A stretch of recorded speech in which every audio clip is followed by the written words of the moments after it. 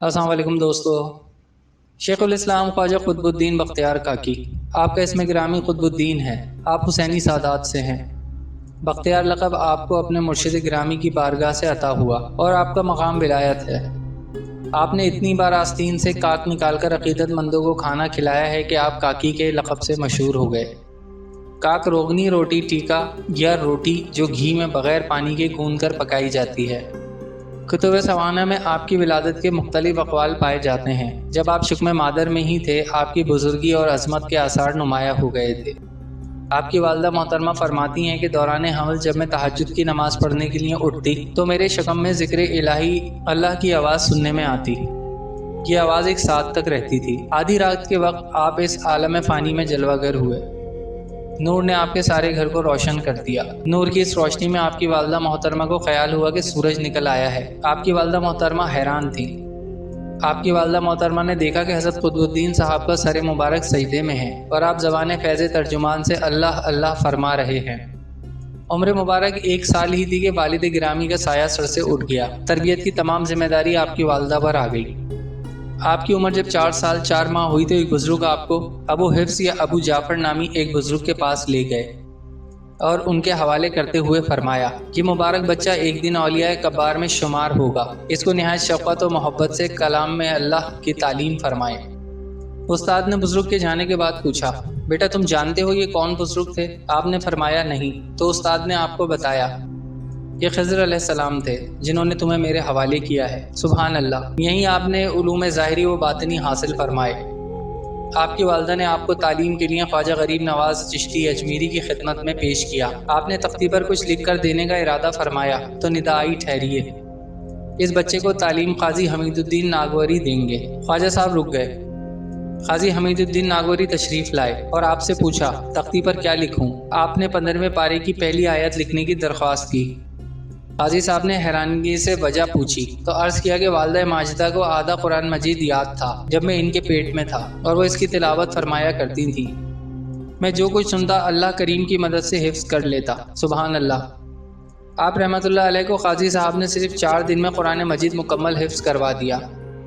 آپ نے کم عمری میں ہی تمام مروجہ علوم میں خوب مہارت حاصل کر لی۔ اس کے بعد بغداد شریف کی طرف سفر فرمایا اور خواجہ معین الدین چشتی اجمیری رضی اللہ تعالیٰ عنہ سے بیعت کا شرف حاصل کیا۔ شیخ شہاب الدین سہروردی سمیت کئی بزرگوں سے ملاقات کا شرف حاصل کیا اور ان کی صحبت میں مجاہدات فرماتے رہے۔ واپس آ کر آپ ملتان تشریف لائے اور شیخ بہاء الدین زکریا ملتانی سے ملاقات کی۔ انہوں نے آپ کا شاندار استقبال کیا اور ضیافت کی۔ آپ نے فرمایا، بہاء الدین، ضیافت تو کی ہے لیکن خوش ضیافت کی، لہٰذا انہوں نے سما کا انتظام کیا۔ ملتان ہی میں آپ سے بابا فرید گنج شکر رحمۃ اللہ علیہ نے ملاقات کی اور بیعت کی۔ پھر آپ دہلی واپس تشریف لے آئے۔ خواجہ غریب نواز رضی اللہ تعالیٰ عنہ کبھی خط و کتابت کے ذریعے تربیت فرماتے اور کبھی دہلی تشریف لے آتے۔ جس وقت بادشاہ نے خواجہ قطب الدین رضی اللہ تعالیٰ عنہ کو شیخ الاسلام کا منصب دینا چاہا مگر آپ نے انکار کر دیا تو سلطان نے منصب آپ کے پیر بھائی اور دوست نجم الدین صغرا کو عطا کر دیا، اور یہ منصب ملنے کے بعد انہوں نے دیکھا کہ لوگ خواجہ قطب الدین سے محبت کرتے ہیں تو ان کے دل میں آپ کے لیے حسد پیدا ہو گیا اور آپ سے جو دوستی کا تعلق تھا وہ ختم کر دیا۔ اب خواجہ معین الدین چشتی اجمیری رضی اللہ تعالیٰ عنہ آپ کے پاس دہلی آئے تو نجم الدین صغرا ملاقات کے لیے نہ آئے۔ چند روز بعد خواجہ غریب نواز خود نجم الدین صغرا سے ملنے کے لیے تشریف لے گئے، تب بھی انہوں نے توجہ نہ دی اور نہ ہی استقبال کیا۔ خواجہ غریب نواز نے اس برتاؤ پر خفا ہوتے ہوئے فرمایا، نجم الدین، تجھ پر ایسی کیا بلا ٹوٹ پڑی کہ شیخ الاسلامی کے نشے میں انسانیت سے بھی گزر گیا اور اپنی پرانی دوستی کو اچانک ختم کر ڈالا؟ یہ سن کر نجم الدین صغرا نے سر آپ کے قدموں میں رکھ کر معذرت کی اور کہنے لگے، میں اب بھی آپ کا مخلص ہوں لیکن قطب الدین نے میری قدر و منزلت برباد کر دی ہے۔ جب سے وہ یہاں آیا ہے مجھے کوئی نہیں پوچھتا۔ آپ نے تبسم فرما کر کہا، تو اطمینان رکھ، میں اس تیرے دل کے بوجھ کو اپنے ساتھ لے جاؤں گا۔ یہ کہہ کر وہاں سے روانہ ہو گئے۔ نجم الدین ضیافت کے لیے کہتے رہے مگر آپ نے قبول نہ فرمائی اور واپس تشریف لے گئے اور دہلی سے اجمیر جانے لگے تو خواجہ قطب الدین کو ہمراہ لے کر چل پڑے۔ اہل دہلی کو اس کی اطلاع کا ملنا تھا کہ آنن فانن تمام شہر خواجہ کے ختموں میں جمع ہو گیا اور سب منت سماجت کرنے لگے کہ قطب الدین صاحب کو دہلی سے نہ لے جائیے۔ سلطان کو خبر پہنچی تو وہ بھی حاضر ہو گیا۔ سلطان کی درخواست پر بالآخر آپ یہ فرما کر اجمیر روانہ ہو گئے کہ بابا قطب الدین، میں نے اس شہر کو تمہارے حوالے کیا، تمہارے جانے سے شہر والے بے قرار ہیں، میں اتنے لوگوں کا دل تمہاری جدائی سے کباب نہیں بنانا چاہتا۔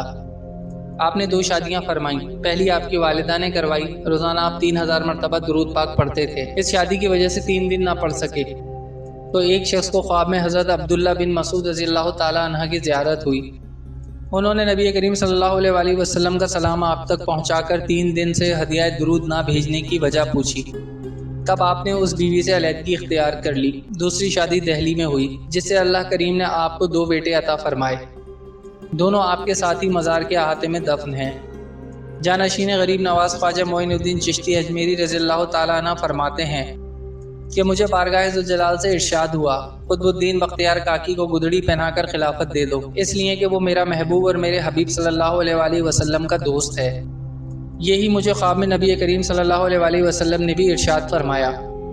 چنانچہ خواجہ قطب الدین القصاب کو دہلی میں حاضر عرصہ گزار چکا تو مرشد گرامی کی بارگاہ میں حاضری کی اجازت طلب کی۔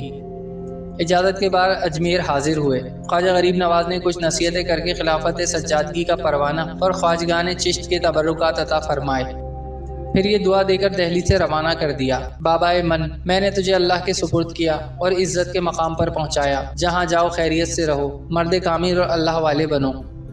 آپ کے دہلی واپس آنے کے 20 روز بعد خواجہ غریب نواز کا وصال ہو گیا۔ مرشد کے وصال کے بعد آپ خلق خدا کو فیض یاب فرماتے رہے، حتیٰ کہ خالق کائنات سے جا ملے۔ آپ کا وصال 14 ربیع الاول 35 ہجری بروز سوموار کو عین محفل سما میں تب ہوا جب قوال نے شیخ احمد جام علیہ رحمۃ اللہ علیہ کی غزل کا یہ شعر پڑھا: گشتگان خنجر تسلیم را، ہر زمانے از غیب جان دیگر است۔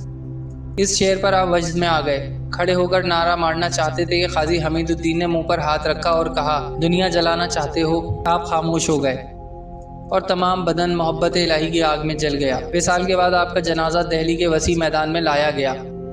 مولانا ابو سعید رحمۃ اللہ علیہ نے وصیت سنائی کہ آپ نے بوقت وصال فرمایا ہے، میرا جنازہ وہ پڑھا ہے کہ جس کی فرضوں کی تکبیر اولا کبھی قضا نہ ہوئی ہو، نہ کبھی اس کی عصر کی سنتیں قضا ہوئی ہوں، اور نہ اس نے کبھی زنا کیا ہو۔ مجمع پر سناٹا چھا گیا۔ خاصی دیر گزرنے کے بعد ایک شخص آگے بڑھا اور کہا، میں چاہتا تھا کہ یہ بات کبھی لوگوں کو پتہ نہ چلے، لیکن حضرت کی وصیت پر عمل کرتے ہوئے آپ کا جنازہ پڑھا رہا ہوں۔ جنازہ پڑھانے والا یہ شخص وقت کا بادشاہ اور آپ کا مرید خاص سلطان شمس الدین التمش تھا۔ آپ کے مزار کی تعمیر اس زمین میں کی گئی جس کو آپ نے اپنی قبر کے لیے خود خریدا تھا۔